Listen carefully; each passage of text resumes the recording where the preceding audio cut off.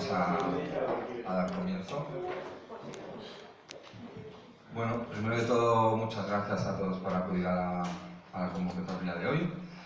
Y bueno, hablaremos yo en representación de la plataforma El Weekend Lluita, que agrupa a los sindicatos Frente de Obreros en Lucha, CGT y COBAS. Y bueno, nos acompañan los compañeros de TISOC, que es la Asociación de Profesionales de la Integración Social, que han decidido venir esta mañana con nosotros y apoyarnos en esta convocatoria. ¿De acuerdo?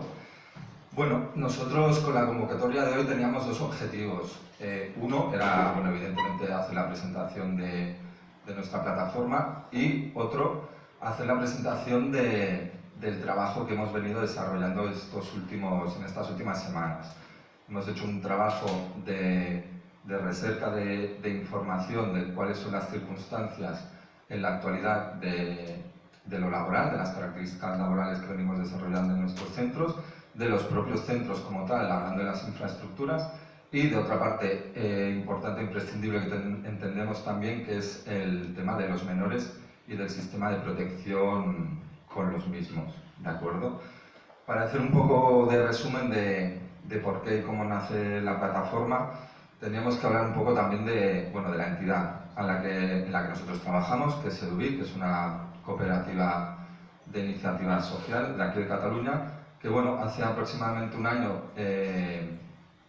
sufrió un aumento cuantitativo del número de trabajadores, pasó de ser aproximadamente unos 125 trabajadores hasta los 600 que tenemos a día de hoy, ¿de acuerdo? Este aumento se da en base a un número de unos 5 o 6 servicios nuevos que asume la entidad derivados por la DGAIA, que son servicios de primera emergencia y servicios de primera acogida, y que hay un aumento de aproximadamente un número de unos 400 trabajadores. Entonces, en todo este proceso de aumento del número de trabajadores, hay un problema con el comité de empresa, que está representado por UGT, el cual se disuelve en el sentido de que no puede asumir la labor del trabajo sindical, y los representantes sindicales de este comité dejan de hacer labor también por un aumento en la carga de trabajo debido a ese aumento del número de trabajadores, y el comité deja de trabajar. Pero sí que entendemos que es necesario hablar 4 puntos claves para entender cuál es la situación. Esos documentos están en formato digital, los que quieran pueden tenerlos, los podemos enviar por mail. Si queréis después nos pasáis un listado de emails y nosotros os los hacemos llegar. En el tema laboral, por ejemplo, el primer tema que queríamos tocar, hay una cuestión que se reproduce en todos los centros, que es la presión y la coacción para con los trabajadores. Para poner un ejemplo, podemos hablar del caso de NUR, que recientemente ha salido en la prensa por cuestiones que no tienen nada que ver con la actividad que se desarrolla en el centro. Y, por ejemplo, hay abierta una demanda a Inspección de Trabajo porque firmaron un número aproximado de unos 22 trabajadores, en las cuales se detallaban, por ejemplo, esas coacciones a la hora de la toma de decisión de los trabajadores. Coacciones que vienen para que, por ejemplo, cuando te dicen que tienes que cambiar de centro de trabajo, te dicen que tienes que decir, te llaman por teléfono, independientemente de que estés de baja o no, y te dicen que, que tienes que decidir esa misma tarde si quieres continuar en el trabajo. Si no quieres continuar en el trabajo, pues tienes el derecho a una baja voluntaria, nadie te va a pagar el paro, lo cual es evidentemente una amenaza y una coacción, y si quieres continuar, tú asumes todo por tu cuenta de riesgo, no cobras dietas, no cobras desplazamientos, es decir, hay una negativa general de todo lo que son los derechos reflejados en el Estatuto de Trabajadores. Y lo que hemos podido comprobar nosotros con otros compañeros es que, esas amenazas son constantes en otros ámbitos, es decir, hay una amenaza constante de, si no te gusta tal y como se desarrolla la actividad en el tercer sector, tienes la puerta y tienes el paro. Si no te gusta cómo trabaja la DGAIA, la crítica que vayas a hacer te va a suponer que vayas al paro. Si no te gusta cómo trabaja la Confederación, la CEDAIA, si no te gusta, te puedes ir al paro. Es decir, lo que siempre se habla de que si hay listas negras de la DGAIA, que si hoy estás aquí en esta mesa delante de este micro, pues bueno, pues seguramente te vayan a despedir. Eso es una amenaza constante y eso se reproduce continuamente.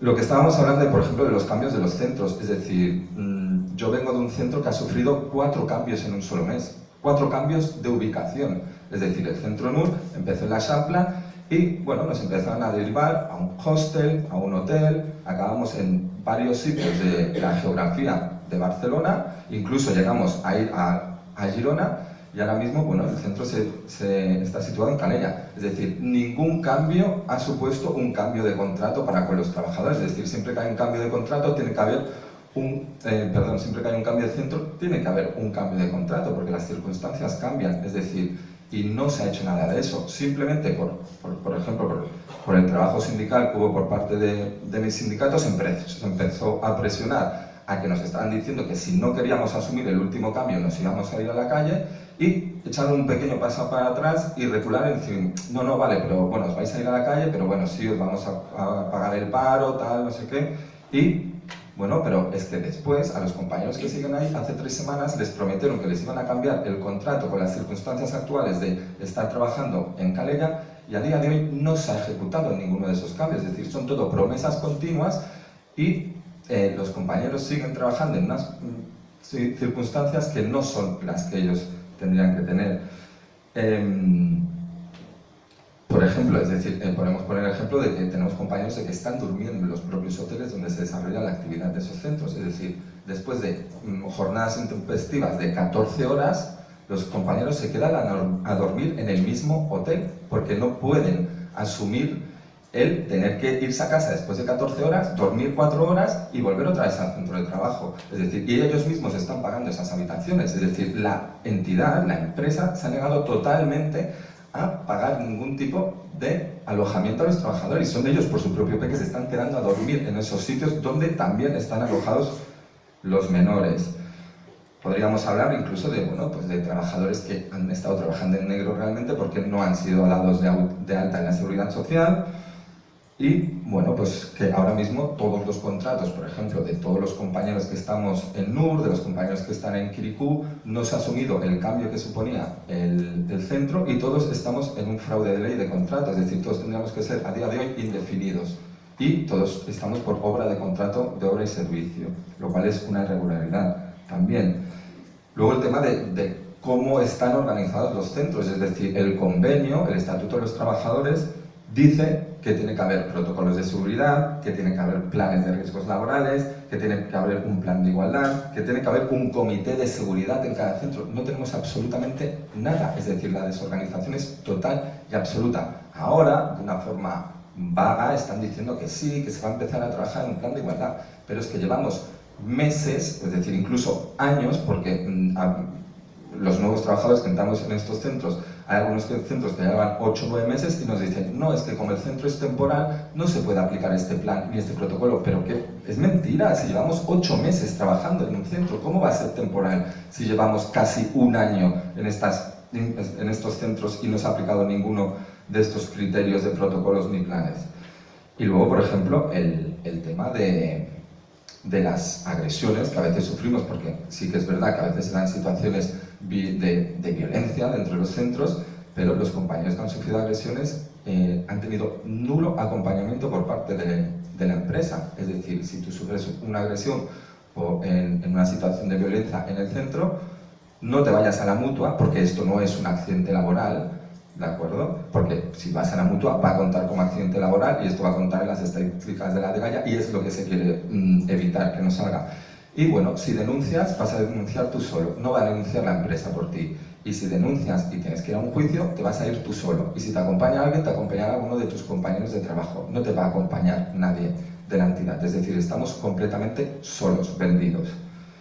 Y bueno, en torno a esto se han pedido muchas veces, pues bueno, pues formación en cuanto a tema de contención no violenta, etcétera, y bueno, pues llevamos un año esperando formaciones y las formaciones son inexistentes. Es decir, no tenemos formaciones, sean formaciones puntuales de algún curso, etcétera, algún compañero, pero no hay una formación, ni siquiera en cuestiones que son elementales para con la seguridad de los propios trabajadores. Esto un poco a grandes rasgos de lo laboral. Como ya he dicho, queríamos hablar de 4 detalles que creíamos que eran importantes, pero lo tenemos un poco más desarrollado en los documentos.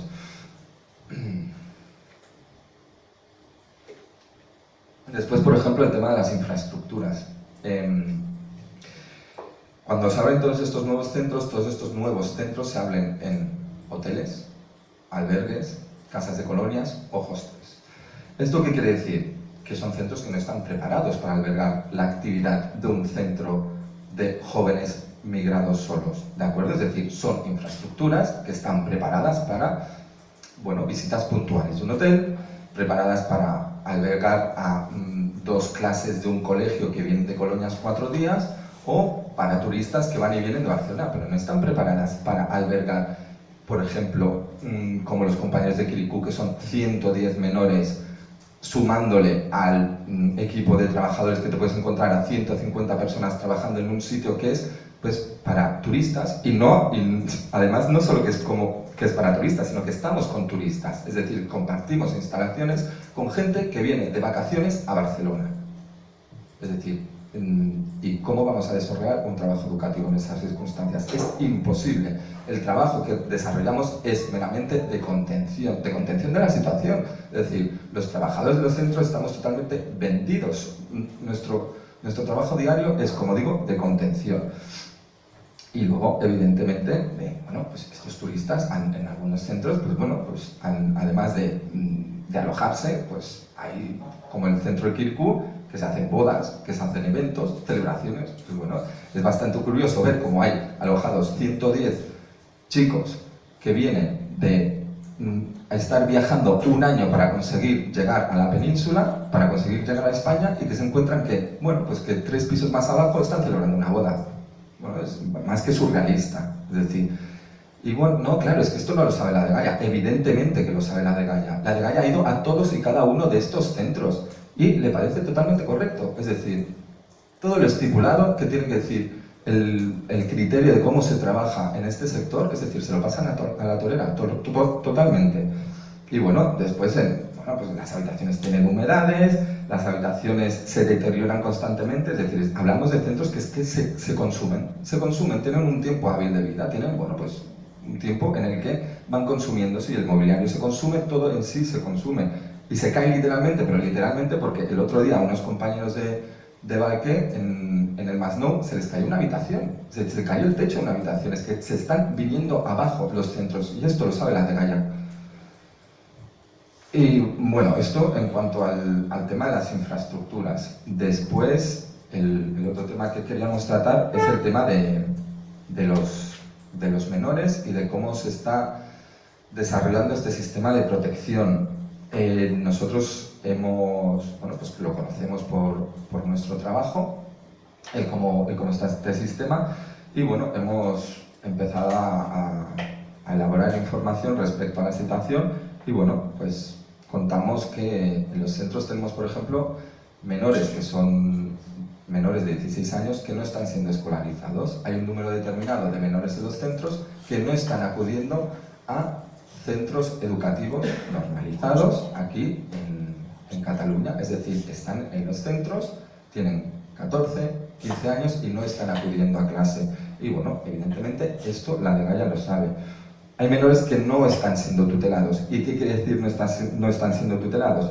Que la Dgaia no asume la defensa y la custodia. Y si no asume la defensa y la custodia, no hay una tutela. Si no hay una tutela, no hay un NIE. Y si no hay un NIE, estos chicos no pueden acceder a una residencia. Claro, esto es un trabajo que se tiene que hacer dentro de la propia empresa y haciendo una presión. Es decir, no podemos ser elementos particulares que nos neguemos a un caso en concreto, sino que todo esto tiene que ser un trabajo de concienciación por parte nuestra, por parte de los sindicatos que estamos aquí trabajando, para que el resto de trabajadores seamos un colectivo unitario que se niegue y se ponga frente a estas prácticas que, a tu tercera pregunta, evidentemente, claro que son conscientes, pero bueno, el sistema así, se tiene que ejecutar así, y así son las cosas. Es decir, no hay No hay ninguna situación a revertir frente a cómo ellos quieren hacerlo. Está en nuestras manos revertirla, pero para ellos es que es así. Ya está. No hay... No sé si hay alguna pregunta más. Vale. Pues bueno, pues muchas gracias por acudir a la convocatoria. Gracias.